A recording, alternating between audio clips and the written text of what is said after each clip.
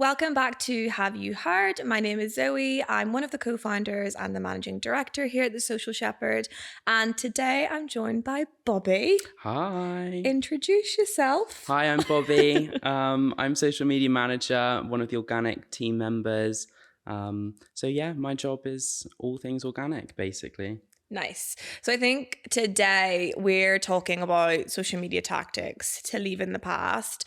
And I think we see this quite a lot with clients because the platforms do move so quickly. And so, quite often even we'll say like a strategy that we'll suggest now could be completely different in 6 months' time. For And that's why sure. like that flexibility is really needed. Yeah, absolutely. I mean, social media is like the nature of it. It just changes so quickly. I think something that worked 3 months ago even just doesn't anymore. And you've got to keep it changing and keep, sometimes you've got to leave things behind and call it a day on something, even if you love that strategy and it's worked really well in the past.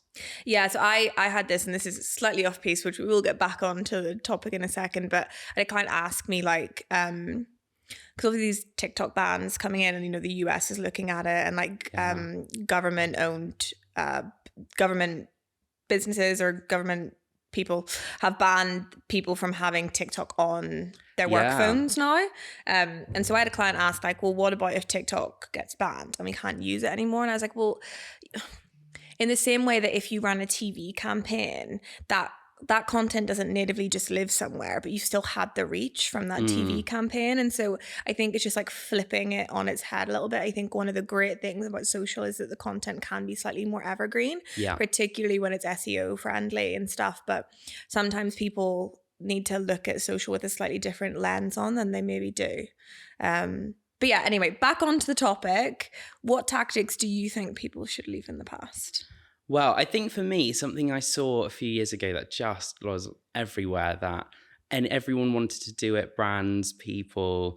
It was like constructing grids that looked a certain way, having an image split over multiple posts and wanting that to be like an announcement or a launch or something. I mean, I know Taylor Swift did it, Beyonce, like all these people, and it was a really like cool way to launch stuff. But now it just doesn't work in the same way. When you do that now, each post that you are publishing, it just doesn't get the same reach. They often need to be back to back, which means multiple posting on each days, and that limits your reach individually. And like fully curated Instagram feeds are a little bit like off trend at the minute. For sure. It's obvious. Like, if you go on it and see, some people enjoy like aesthetics still among the grid, and that's fair enough. And there is a place for that. But particularly like images split over multiple posts, it feels a little bit out of step. What do you think? Yeah, no, I agree. I mean, I think there's a couple like alliances for it. And one brand I think that does it exquisitely is Patek Philippe. And so if you look at their grid, it's literally just they all post it on like one day of the month, which is probably really irritating for everyone following them. So it will have a complete technical hindrance to them. But if you look at their feed, it's like the entire thing is all connected and each post is like an individual, like carefully curated carousel. For sure. I think for something like that though, it's all about like the niche they have and their industry and market. For them, it's watches. It's like really delicate. It's not impulse purchase. Like if you can afford to buy a Patek Philippe on an impulse purchase, then for sure. And they're technical and complicated products, and like that's showing that expertise and quality through their social. So it's reflective of the brand, but in 99% of cases these days, got to leave it behind. Yeah, I saw a TikTok the other day and it was like, people do these like things millennials do that Gen Z find cringy.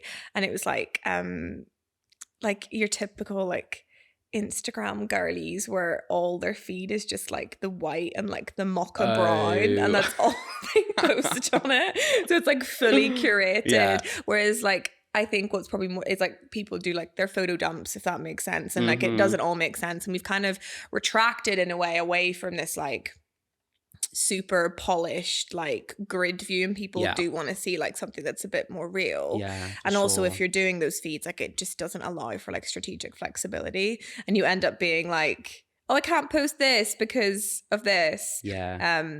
and like I know Maria from our marketing team has to do this because of the way our grid is split up, and it is a pain. It works for us because we set it up in a way where we can be flexible, For and like it sure. works, but I just wouldn't advise brands to do Yeah. it, particularly if you've got like other business priorities and you need Definitely. flexibility. What do you think? You're a business owner, so like, what do you think about brands jumping on like trends as well, and marketing days of the week and month, key dates, any activism opportunity? What do you think about that? Like activism opportunities, I mean, so there's a couple of things. You obviously got your like official days and stuff like that. To me, I don't think you should be necessarily talking about it unless it's like actually like a route within your business. For sure. Like say like, let's take Men's Mental Health Day as like one, and like I think it's great. Like people should talk about that. But if you're a business that doesn't prioritize that from the get-go and you're posting about it, it almost comes across as like tokenism. For sure. It's like, it's greenwashing when it comes to sustainability.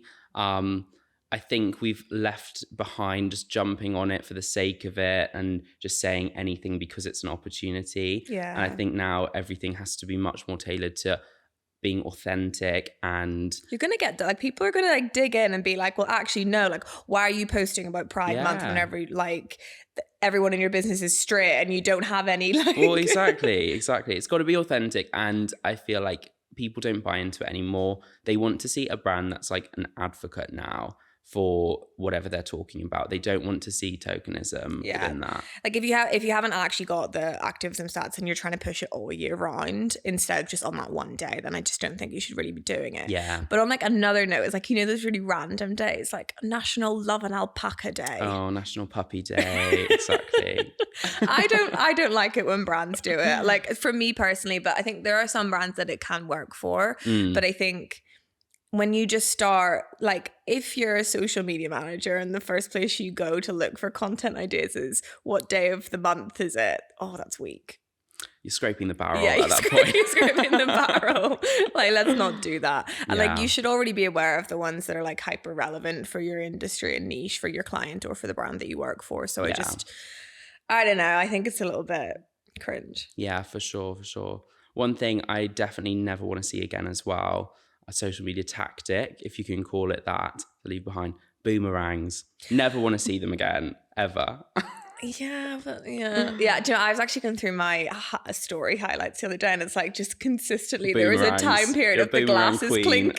I was a boomerang queen once upon a time. But yeah, no, boomerangs, no. But I think it's just like social goes in such like dribs and drabs and stuff, and I think it just comes down to like how it's planned and stuff. And like we're doing this thing at the minute to make sure like our retainers can be hyper flexible. You know, Instagram's just announced that like they're going to be reprioritizing or leveling up the reach that you'll get from stills and carousels again. And so it's like just making sure that you're offering flexibility. And I think that can be really difficult from a client perspective because like, say in 6 months time, if they then go, oh, okay, right, video's back up again, that costs more to produce. So it's a really difficult one. And I think tactics as a whole should just be underpinned by a social first strategy that's backed up on data. Like trends kind of come and go, and there will be points for people to like stick into them. But I think really the core thing that brands should be looking at is kind of underpinning the actual value of social, and that's digging deeper into like looking at your Google Search Console data, like understanding like the value of the traffic that you're driving. Yeah, I think we're gone are the days of kind of like short wins, quick wins for brands in a way. Like I guess they exist in terms of like new platforms and things like that, but there's just no way to like quickly get a one up now. Things like that, things that lots of agencies have done in the past are like a classic follow unfollow strategy. I hate it. Something like that. I mean, that's not a good way to build a base. No, and it just comes down to your detriment. Like I always say, like in life in general, like anything that's like a quick win, it's probably just not worth doing. Like a good social media account won't be a good social media account because it does those things. Even if there was a quick win that did get you a little bit of extra followers or a little bit more engagement, it's not the right path to build long term. And I think you've got to think of like longer term brand positioning. I think that's a lot of the work that we're doing at the minute. Mm.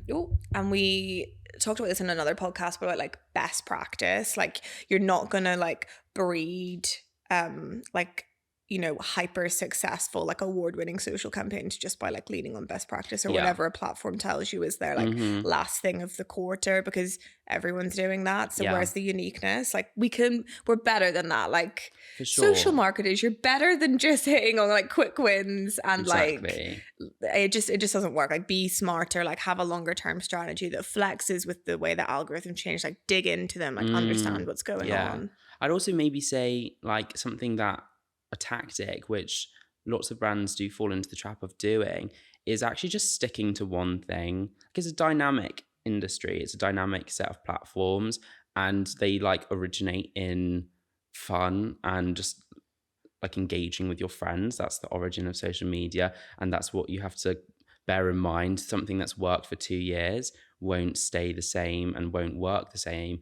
And like, don't be afraid to change it up. There's not much damage that can be done from like stepping off path for a second just because it's fun and like worth trying. Agreed. And I think we see that with TikTok a lot. Like so many clients come to us and they're just terrified of TikTok and they don't know how to handle the conversations with like board members that they might report into and stuff. And it's just like, please do not just take your Instagram strategy and put it over into TikTok. Like it's not going to work. But I think it's a nice opportunity for marketers to kind of be like, let's be uniquely creative. And a lot of the work that we're doing is like, okay, well, what's the role of Instagram? What's your aesthetic going to be? What are you trying to achieve from the channel? And therefore, what should our creative identity be? And then what is it for TikTok? And I think looking at social as like